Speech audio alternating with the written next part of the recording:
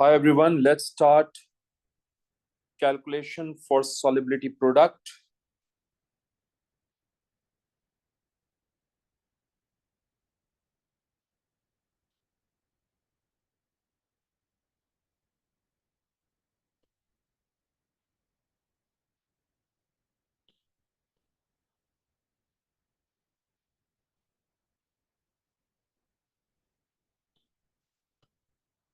We have multiple questions here. One by one सब discuss करते हैं.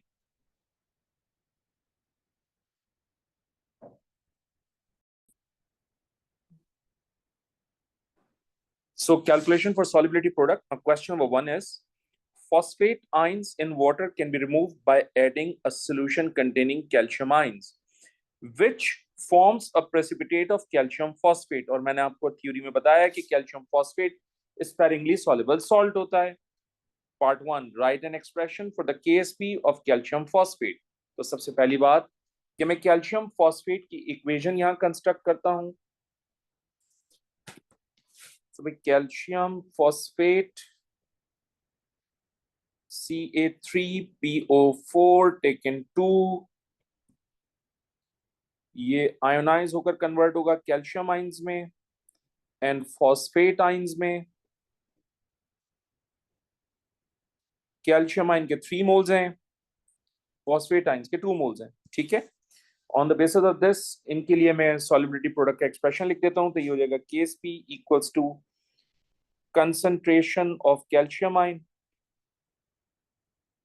concentration of phosphate ion. मैंने कहा था जितने भी नंबर ऑफ मोल्स होते हैं वो पावर में चले जाते हैं. तो आप कैल्शियम के ऊपर लगाएंगे क्यूब और फॉस्फेट पे लगाएंगे square. Okay, next part. The solubility of calcium phosphate is 2.5 into 10 to the power minus 6 mole per dm cube at 298 Kelvin. Calculate the solubility product of calcium phosphate at this temperature. Include the units. All right. So अब note कीजिए, इस equation में आपके पास calcium phosphate 1 मोल है, calcium ion 3 moles हैं और phosphate ions आपके पास 2 moles हैं. और आपको कैल्शियम फॉस्फेट की concentration given है in mole per dm cube, and that concentration is 2.5 into 10 to the power minus 6 molar. Molar means mole per dm cube.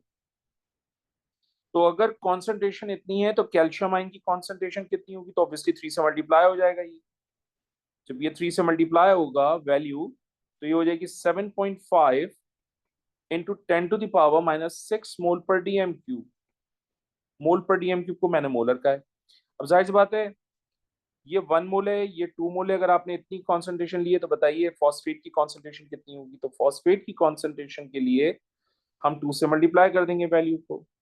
तो concentration of phosphate हमारे पास होगा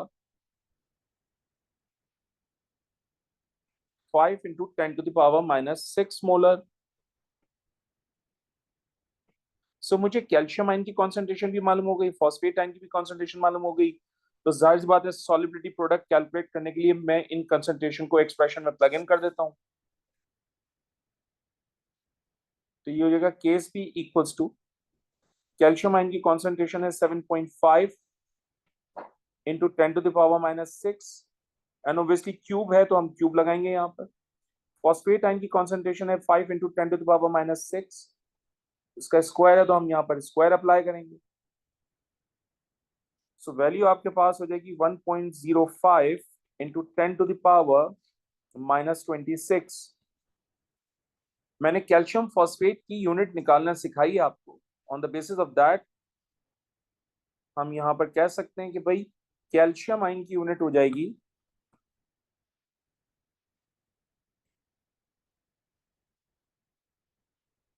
cube होने की वजह से उसकी यूनिट हो जाएगी mole cube DM minus 9,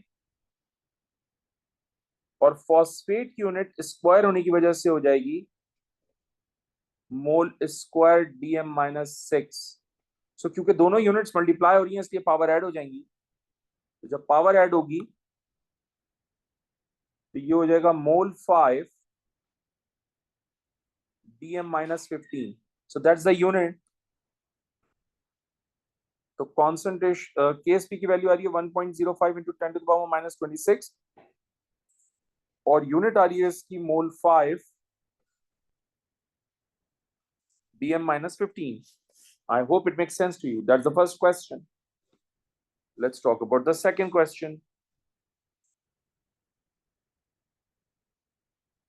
Silver sulfate is sparingly soluble in water. मैंने क्लास में कहा था आपको ये.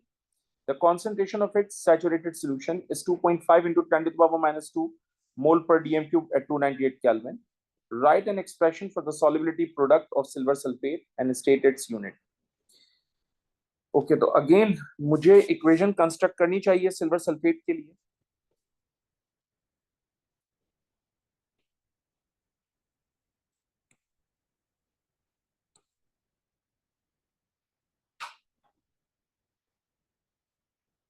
ये कन्वर्ट हो जाएगा आपके पास silver ions and sulphate ions. हम सब जानते हैं कि ये 1 मोल है, ये 2 मोल है और ये भी 1 मोल है. और एग्जामिनर ने हमें बताया है कि concentration of silver sulphate in a saturated solution कितना है 2.5 into 10 to the power minus 2.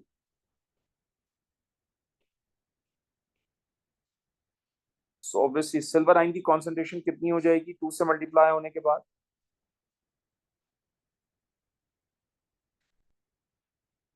5 into 10 to the power minus 2 molar. Sulphate ion की कॉन्सेंट्रेशन विल रिमेन सेम क्योंकि 1:1 का रेशियो है and that's 2.5 into 10 to the power minus 2 molar. Okay, now first of all we need to write down the solubility product का expression for silver sulfate. तो ये हो जाएगा concentration of silver ions और क्योंकि उसके 2 मोल्स हैं इसलिए power square and concentration of sulfate ions क्योंकि उसका 1 मोल है इसलिए पावर नहीं आएगा. यूनिट क्या बनेगी सिल्वर आयन के लिए यूनिट होगी मोल स्क्वायर DM माइनस 6.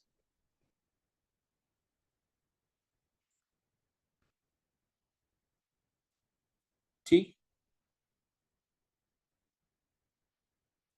और सल्फेट आयन की unit will remain same that is mole पर DM क्यूब. तो अगर मैं इन दोनों यूनिट्स को ऐड कर दूं क्योंकि पावर ऐड हो जाती है अगर 2 यूनिट्स मल्टीप्लाई हो रही हो तो हम मोल क्यूब DM माइनस 9 लेंगे.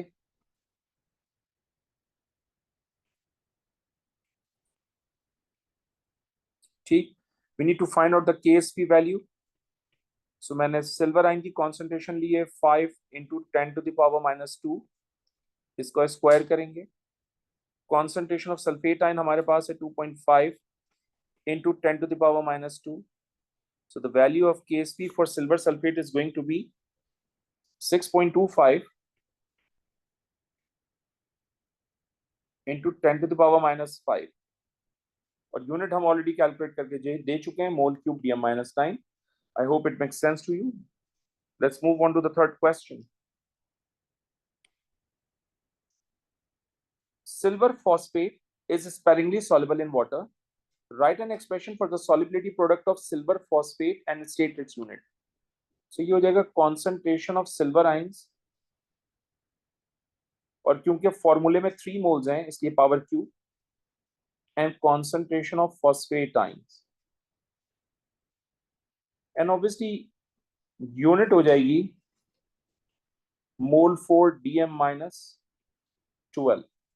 and I hope it makes sense to you. देखो आपके पास क्या है सिल्वर आयन. ठीक है, इसकी यूनिट क्या है मोल पर DM cube.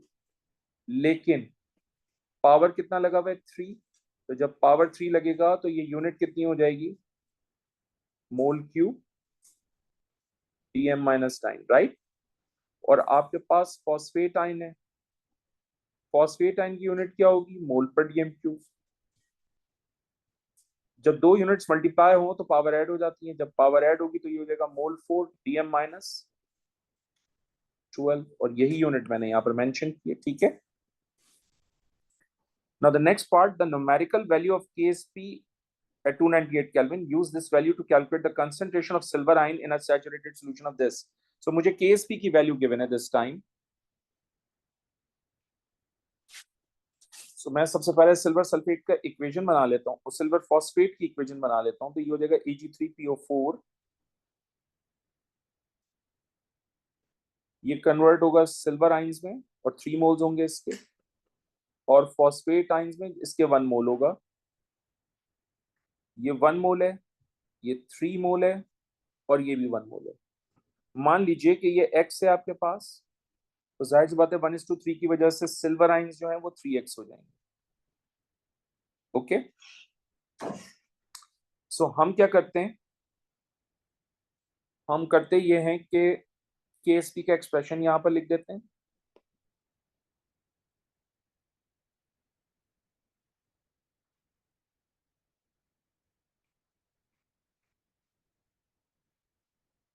We know the value of KSP, which is 1.25 into 10 to the power minus 20.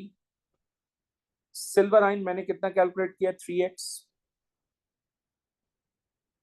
इसका क्यूब हो जाएगा।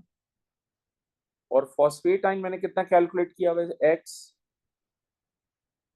ये हो जाएगा। तो आपके पास यहां से हो जाएगा 27 x4 equals to 1.25 into 10 to the power minus 20।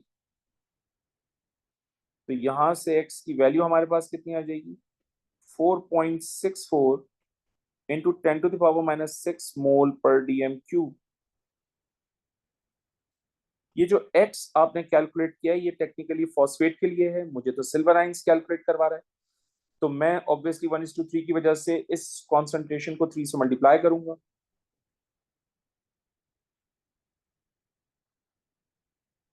Silver आइन और फॉस्फेट आइन में 3:1 का रेशियो है। तो अगर आपने कॉन्सेंट्रेशन निकाली है 4.64 into 10 to the power minus 6 molar, तो सिल्वर आइन की कॉन्सेंट्रेशन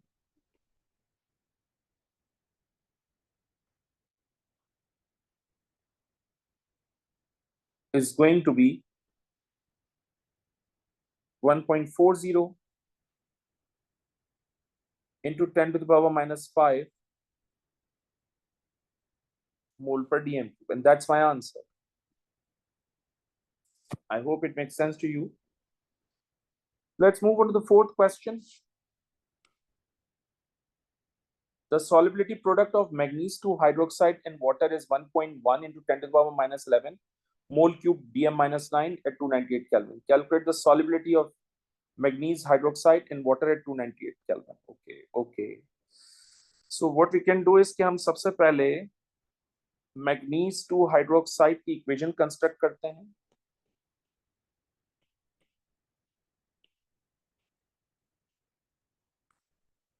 ये डिसोसिएट होगा,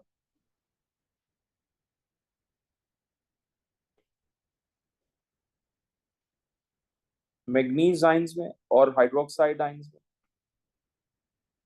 ठीक है, ये भी 1 मोल है, ये भी 1 मोल है, और ये भी 2 मोल है। सही है।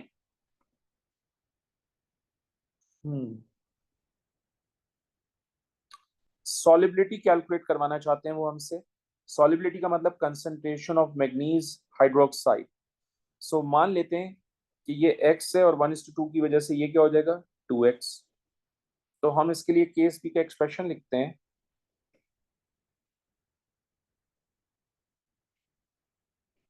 कॉन्सेंट्रेशन ऑफ मैग्नीज आइंस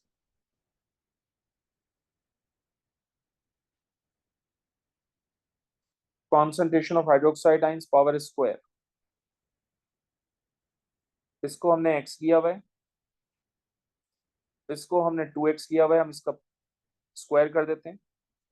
तो ये हो जाएगा 4x cube equals to KSP। KSP की value is already given in the question, उसको प्लग इन करते हैं। ये वैल्यू है हमारे पास 1.1 into 10 to the power minus 20।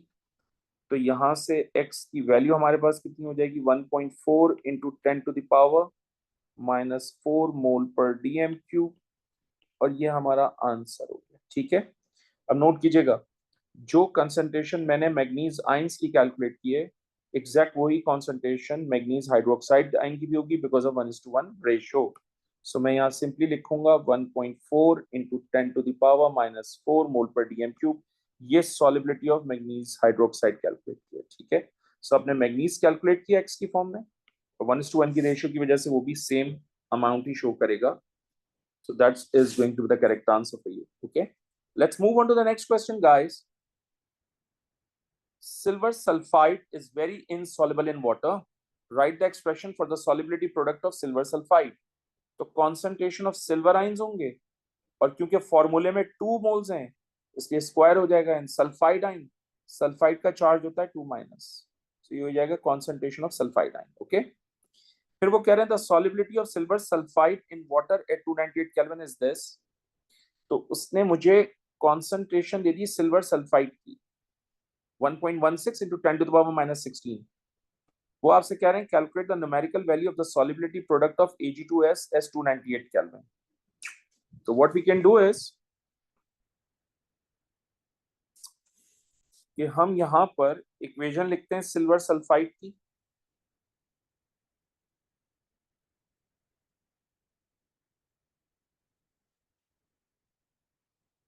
ये 2 सिल्वर आयन होंगे, ये सल्फाइड आयन होंगे। ऑब्वियसली हम इसको 1 है ये हमारे 2 मोल है। मान लीजिए कि ये x है तो ये कितना हो जाएगा 2x, सही। x और 2x को KSP की वैल्यू में प्लग इन करो। KSP की value already given 1.16 into 10⁻⁻17 equals to silver ion की जगह पे हम क्या लेंगे 2x और उसका स्क्वायर करेंगे क्योंकि 2 मोल्स हैं। सल्फाइड आइन की जगह पे हम क्या लेंगे x क्योंकि उसका 1 मोल है, एज इट इज रखेंगे। तो ये हो जाएगा 4x क्यूब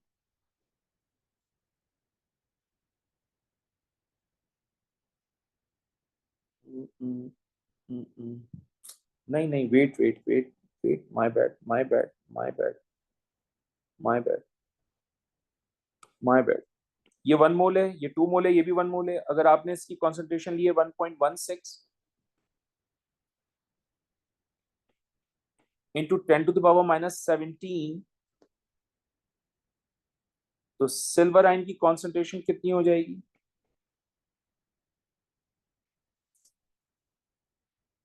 ठीक है, just hold a second. 1.16 exponent minus 17 into 2 is going to be 2.38, sorry 2.32 into 10⁻⁻17 molar, and obviously sulphide ion की कॉन्सेंट्रेशन 1:1 की वजह से सेम ही रखी जाएगी, that is 1.16 into 10⁻⁻17 molar. Ksp calculate करने के लिए मैं इन दोनों को केएसपी के एक्सप्रेशन में प्लेस करूंगा। ये हो जाएगा 2.32 इंटू 10⁻⁻17, और क्योंकि उसके 2 मोल्स हैं पावर स्क्वायर, और ये हो जाएगा 1.16 इंटू 10⁻⁻17। सो केएसपी की वैल्यू मुझे चाहिए into 1.16 exponent minus 17. So it's going to be 6.24 into 10 to the power minus 51 mole cube dm minus sign, and that's my answer. Okay, because examiner is looking for the solubility product key value. Let me check one more time calculation. My calculation is fine, I think so. 2.32 exponent minus 17 multiplied by 2.32 exponent minus 17 into 1.16 exponent minus 17. 6.24 is fine. ठीक है. Now let's talk about the next part. Calculate the minimum volume of water needed to dissolve 1 gram of silver sulfide under standard condition. So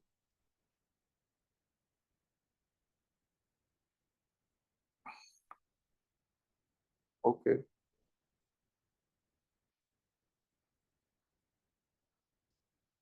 Mm-mm-mm.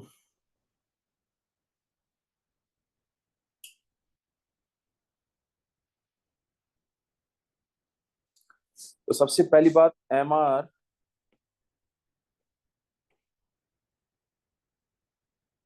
Of Ag2S find out करेंगे हम।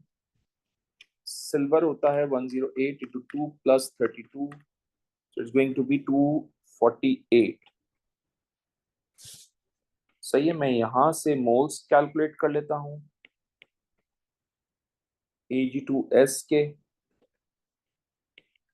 उन्होंने 1 ग्राम दिया हुआ, इसको divide कर देते हैं 248 से, हमारे पास मोल्स आ जाएंगे 4.03 into 10 to the power -3 moles. ठीक है, तो सिल्वर सल्फाइड की कॉन्सेंट्रेशन उन्होंने दी हुई थी हमें इतनी,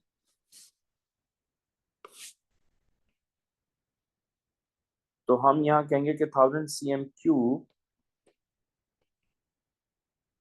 of silver sulfide contain 1.16 into 10 to the power -17 मोल। तो अगर आपने 4.03 into 10 to the power -3 moles लिए हैं, सो वॉल्यूम कितना हो जाएगा? तो multiply by 1000 divided by 1.16 exponent -17,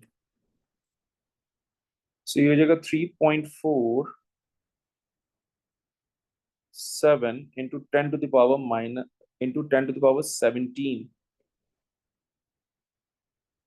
सही है, cm³, इसको dm³ में कन्वर्ट करना है, सो 1 dm³ इक्वल्स टू 1000 cm³। सो अगर ये आपके पास 3.47 into 10 to the power 17 cm³ है, तो बताइए dm³ कितना होगा? So divided by 1000, so that's basically 3.47 into 10 to the power 14 dm³। Okay, I hope it makes sense to you.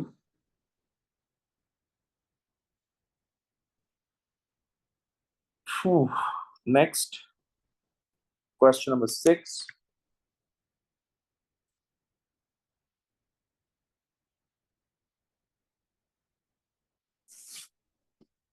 Calcium hydroxide is slightly soluble in water. Write an equation to show the dissociation of calcium hydroxide in aqueous solution. Include state symbols. तो calcium hydroxide solid होता है, partially dissociate होगा into calcium ions. Ions हैं तो medium aqueous हो जाएगा, hydroxide ions medium aqueous हो जाएगा। कैलकुलेट द सॉल्युबिलिटी इन मोल पर dm³ of calcium hydroxide. KSP की वैल्यू एग्जामिनर ने हमें प्रोवाइड की है, तो अगर एग्जामिनर ने KSP की वैल्यू दी है तो ऑब्वियसली मुझे कैल्शियम हाइड्रोक्साइड के लिए एक्सप्रेशन लिखना होगा, और वो ये होगा।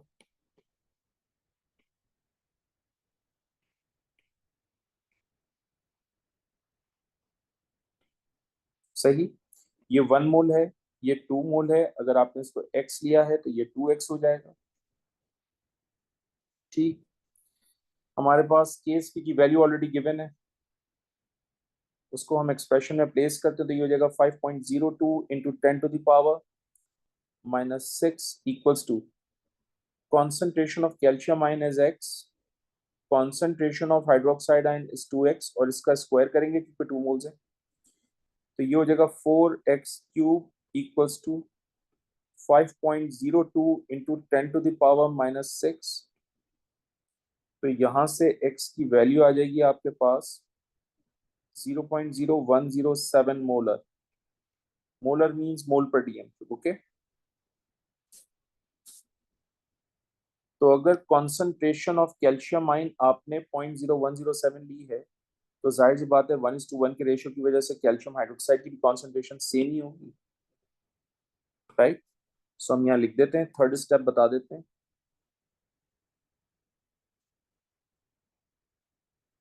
Calcium hydroxide and calcium ion both has 1:1 ratio, तो अगर आपने 0.0107 मोलर लिया है,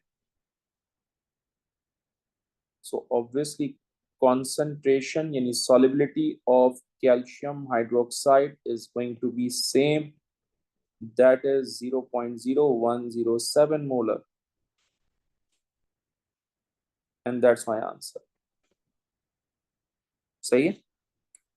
Next part, suggest how the solubility of calcium hydroxide in aqueous NaOH compared to its solubility in water.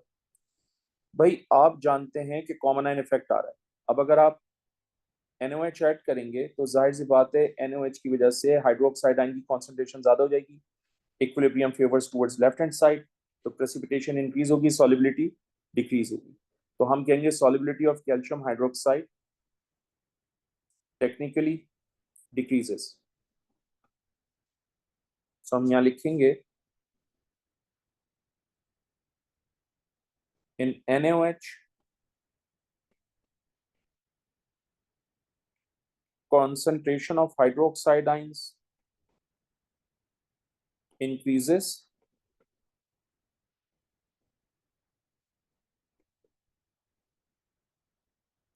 favors equilibrium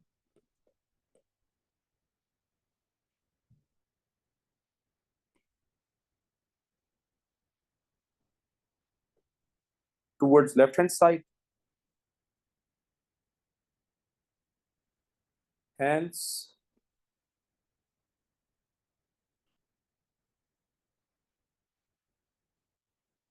solubility decreases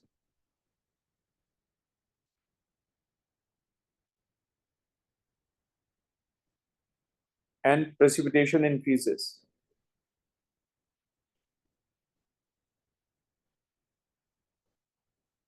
तो अगर NaOH के साथ solubility decrease हो रही है तो obviously with water solubility increases.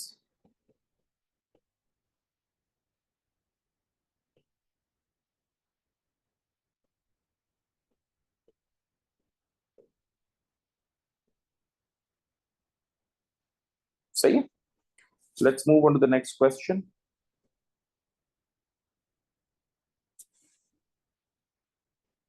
The solubility of beryllium hydroxide in water is this gram per dm cube. Now that's the concept कि gram per dm cube है. ठीक है. वो कह रहे हैं write an expression for the solubility product of beryllium hydroxide and state its unit. KSP का expression सबसे पहले लिखते हैं. That's concentration of beryllium ions and concentration of hydroxide ions. क्योंकि उसके 2 moles हैं इसलिए पावर में चले जाएंगे. यूनिट होगी मोल क्यूब dm-9. मैंने पहले भी समझाया कि ये यूनिट कैसे कैलकुलेट हो रही है क्योंकि पावर्स ऐड हो जाती हैं. सही है. हम सबसे पहले बेरिलियम हाइड्रोक्साइड की इक्वेशन यहां पर लिखते हैं.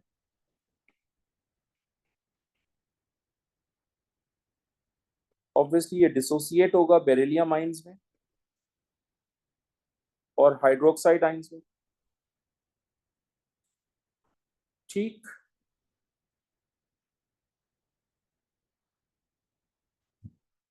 इशू ये है कि बेरिलियम हाइड्रोक्साइड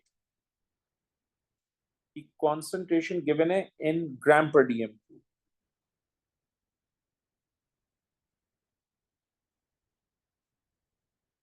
उसको मोल पर डीएम क्यूब में कन्वर्ट करने के लिए मैं एमआर से डिवाइड कर देता हूं. तो 2.40 इंटू 10⁻⁻6 उसको मैं डिवाइड कर देता हूं बेरिलियम हाइड्रोक्साइड के एमआर से which is 43. So beryllium hydroxide की कॉन्सेंट्रेशन आ जाएगी 5.6 इंटू 10⁻⁻8 मोल पर DM cube which is also called molar. ठीक है. हम सब जानते हैं कि ये 1 मोल है. तो अगर आपने कॉन्सेंट्रेशन 5.6 इंटू 10⁻⁻8 मोलर ली है तो ऑब्वियसली बेरिलियम आयन की कॉन्सेंट्रेशन भी आपके पास आ जाएगी same which is 5.6 into 10⁻⁻8 molar. और आप जानते हैं कि 1:2 का रेशियो है तो यहां पर ट्वाइस होकर कॉन्सेंट्रेशन मिलेगी आपको.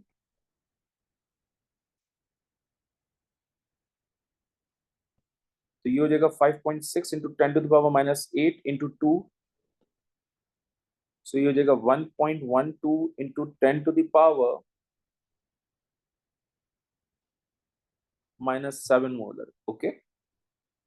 तो मुझे यहाँ से कॉन्सेंट्रेशन ऑफ बेरिलियम आयन मिल गया, कॉन्सेंट्रेशन ऑफ हाइड्रोक्साइड आयन मिल गया। तो केएसपी कैलकुलेट करने के लिए मैं इन दोनों की वैल्यूज को यहाँ पर प्लग इन करता हूँ।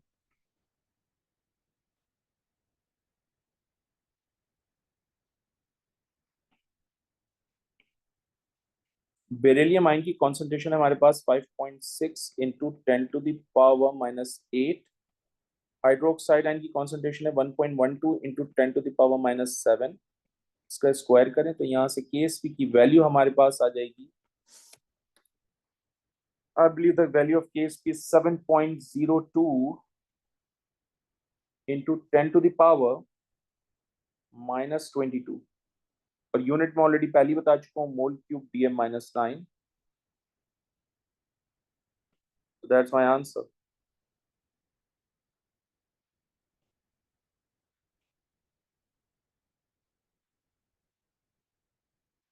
Okay. So that's the end of question number 7. Let's move on to the next question. The value of the solubility product of iron 3 hydroxide is given by the following expression. ये KSP की value आ गई हमारे पास। Calculate the solubility of this. जब KSP पता हो तो सबसे पहला काम इक्वेशन बनेगा। ठीक है जी। सो हम सबसे पहले इक्वेशन लेते हैं।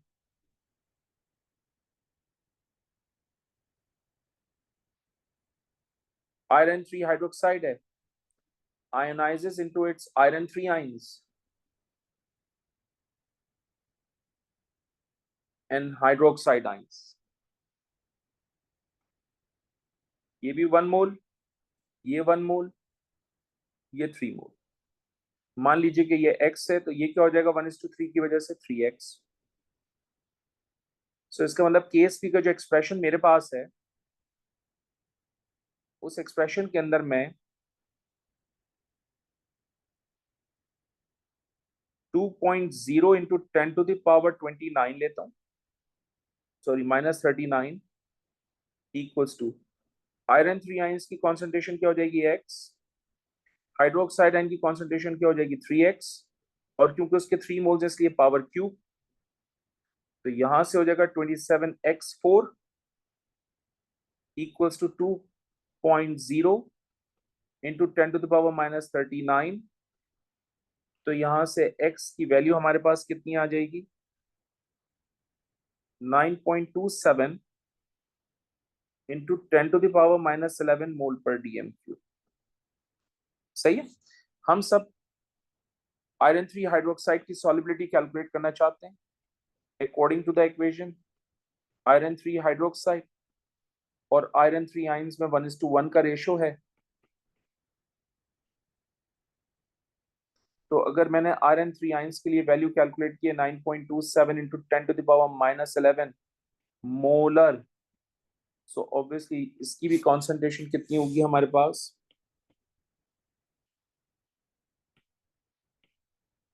concentration and solubility is the same thing. So ये हो जाएगा 9.27 into 10⁻⁻11 molar and that's my answer for the first part. ठीक है। For the second part वो कह रहे हैं calculate the solubility of iron 3 hydroxide in 0.01 mole per dm cube of barium hydroxide. Okay. So ये हमारा फर्स्ट पॉइंट था। हमारा सेकंड पॉइंट क्या है अब देखिए। बेरियम हाइड्रोक्साइड हमारे पास फुली ये डिसोसिएट होगा फुली क्योंकि स्ट्रॉन्ग एल्कली है इनटू बेरियम आइंस और हाइड्रोक्साइड आइंस में। सही। ये 1 मोल है और ये 2 मोल है। एग्जामिनर ने मुझे बेरियम हाइड्रोक्साइड की कॉन्सेंट्रेशन प्रोवाइड की है विच इज 0.01 मोलर। तो हाइड्रोक्साइड आयन की कॉन्सेंट्रेशन कितनी हो जाएगी यहां से 2 से मल्टीप्लाई होने के बाद 0.02 मोलर। ठीक है। सो अगर मैं KSP की वैल्यू कैलकुलेट करना चाहूं यहां से तो उसका एक्सप्रेशन होगा concentration of Fe3+ ions, concentration of hydroxide ions power cube क्योंकि 3 मोल्स थे KSP की वैल्यू ऑलरेडी एग्जामिनर ने मुझे दी दी है, वो मैं एज इट इज रख रहा हूं।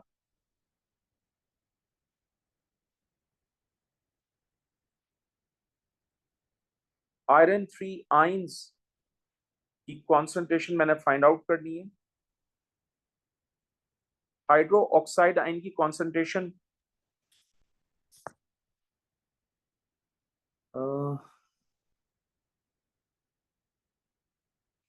3x थी, इनिशियली कितनी थी 3x, और अब आपने कितना उसमें ऐड किया +0.02। सही है, तो यहां से आयरन 3 आयंस की कॉन्सेंट्रेशन कितनी हो जाएगी 2.5 इंटू 10⁻34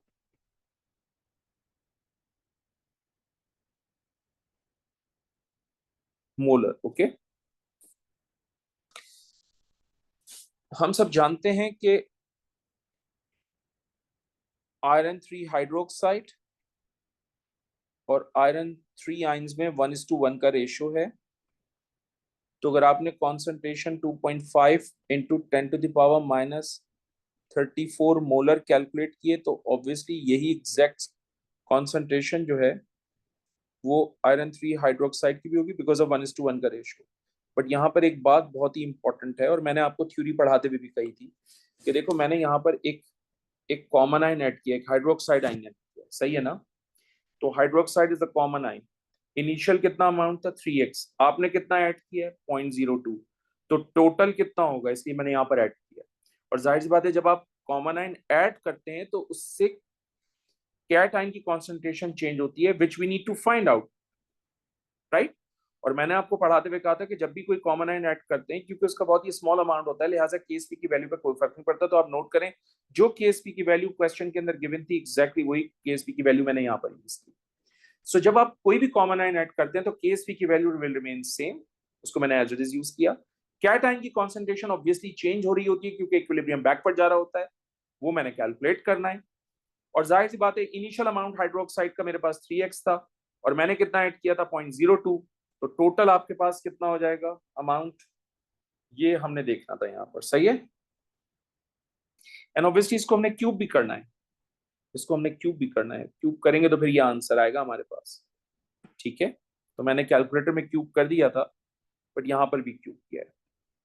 तो ये क्वेश्चन कॉमन आयन इफेक्ट से रिलेटेड हो गया।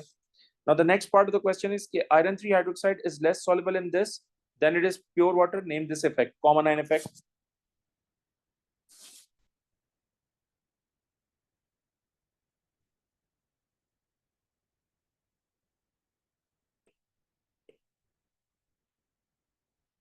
Okay. Next,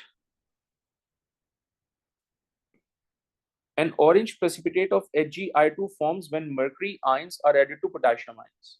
Okay. The solubility of this is this. ये ग्राम पर डीएम क्यूब में गिवन है, इसका मतलब इसको मोल पर डीएम क्यूब में कन्वर्ट करना है। Next is calculate the solubility of this compound, include the units, ये एमआर भी गिवन है। तो सबसे पहला काम हम क्या करेंगे भाई, इसमें हम HgI2 की कॉन्सेंट्रेशन कैलकुलेट करेंगे इन मोल पर डीएम क्यूब। तो 1.00 इंटू 10⁻⁻7 ग्राम पर डीएम क्यूब को मैं डिवाइड कर देता हूँ 454.7 से, तो मेरे पास मोल पर डीएम क्यूब आ जाएगा 2.20 इंटू 10⁻⁻10 मोल पर DM cube,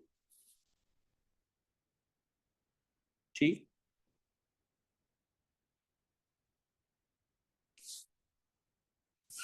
HgI2 partially ionise हो रहा है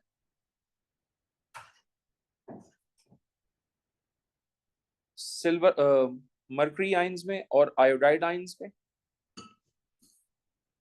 ये भी 1 मोल है, ये भी 1 मोल है और ये 2 मोल है। अगर आपने इसकी कॉन्सेंट्रेशन 2.20 इंटू 10⁻⁻19 डिटरमिन की है, sorry -10,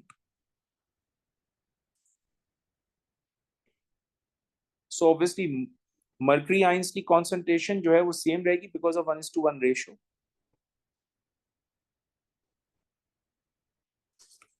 That is 2.20 into 10 to the power minus 10 molar. और आप जानते हैं कि 1:2 का रेशियो है between this compound and iodide. इसलिए आयोडाइड आयन की कॉन्सेंट्रेशन ऑब्वियसली टाइम्स 2 करके लिखी जाएगी. तो 2.20 into 10 to the power minus 10 into 2. So it's going to be how much?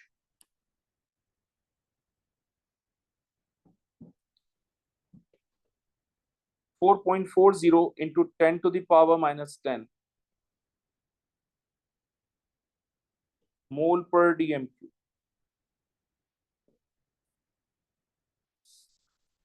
सो मुझे मर्करी आयन की कॉन्सेंट्रेशन मालूम हो गई, मुझे आयोडाइन आयन की कॉन्सेंट्रेशन मालूम हो गई. Now I can find the value of solubility product. तो मैं इस इक्वेशन के लिए सॉल्युबिलिटी प्रोडक्ट का एक्सप्रेशन लिख लेता हूं और वो एक्सप्रेशन ये होगा.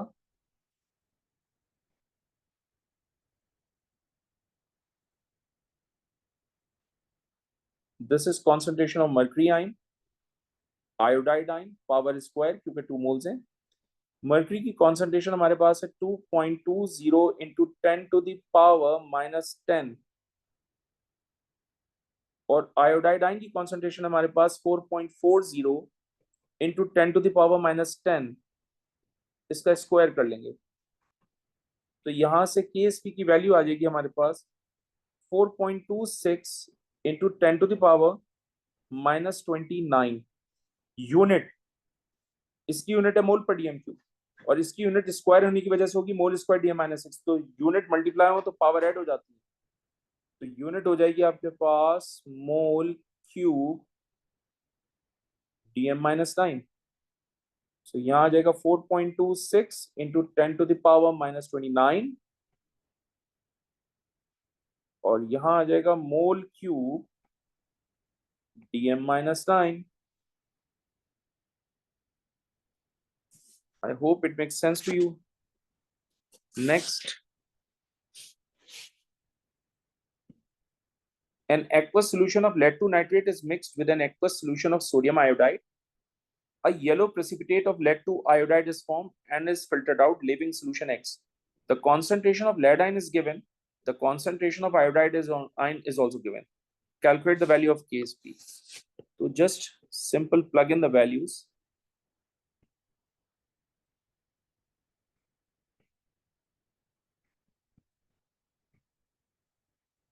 लेड आयन की यूनिट वैल्यू कितनी है आपके पास 5.68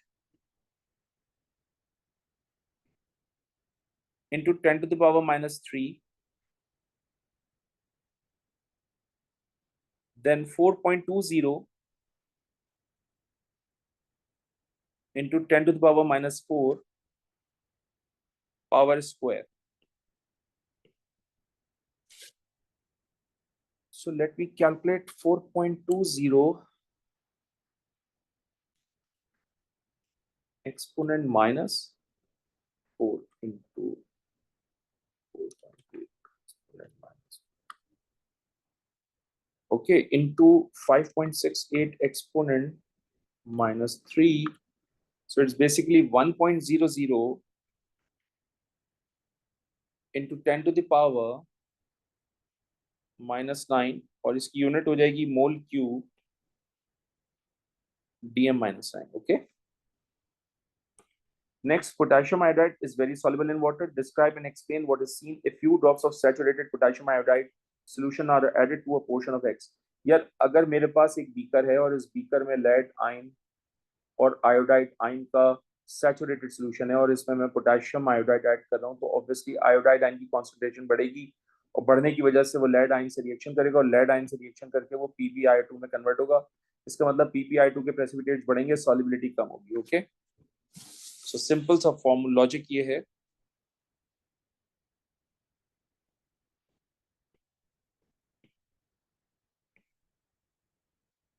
equilibrium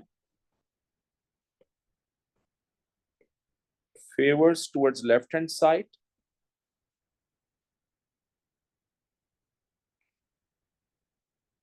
as the solubility decreases,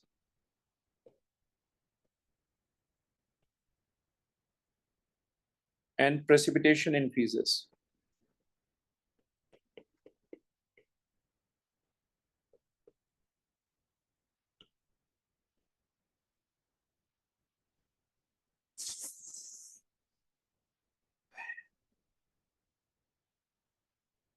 Hence,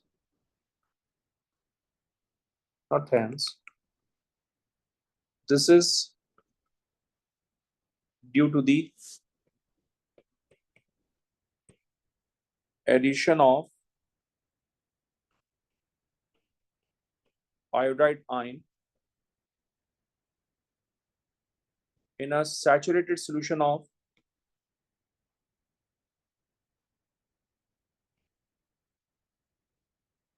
lead to iodide. I hope it makes sense to you. Thank you very much.